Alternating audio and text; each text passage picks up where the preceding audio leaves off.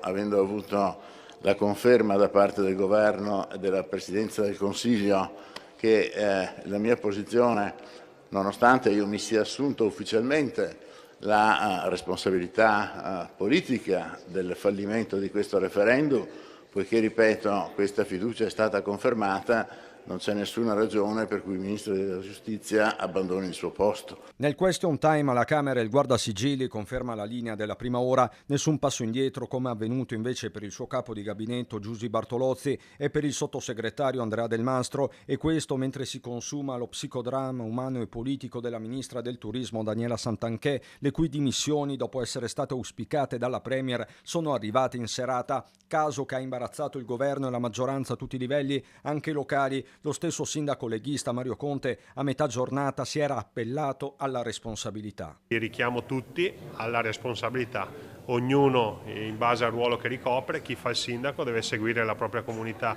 con impegno, con rispetto, con onestà, chi fa il ministro altrettanto. Correttezza vuole che vengano rispettate le volontà della Premier. L'auspicio della Premier era stato fatto proprio anche dai meloniani trevigiani.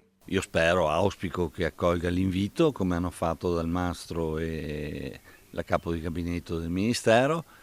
La riterrei una cosa assolutamente in linea anche per continuare a difendere la dignità del partito e del ruolo che hanno occupato. Per l'opposizione chiaramente è il momento di assestare il colpo, trascinati dal risultato referendario. Sono gli italiani che, votando no a questo referendum, hanno mandato a casa le persone che non sono degne sul piano dell'onore e della rispettabilità di ricoprire incarichi pubblici così importanti. Giorgia Meloni, anziché assumersi la responsabilità di uno schianto frontale dove lei in prima persona ha portato il governo, sta cercando di scaricare la responsabilità sui pezzi più fragili, quelli più indifendibili. Cerca di trarre le conclusioni sempre via ring Roberto Bulldog Marcato. In Italia è tutta politica, ogni appuntamento elettorale è politica.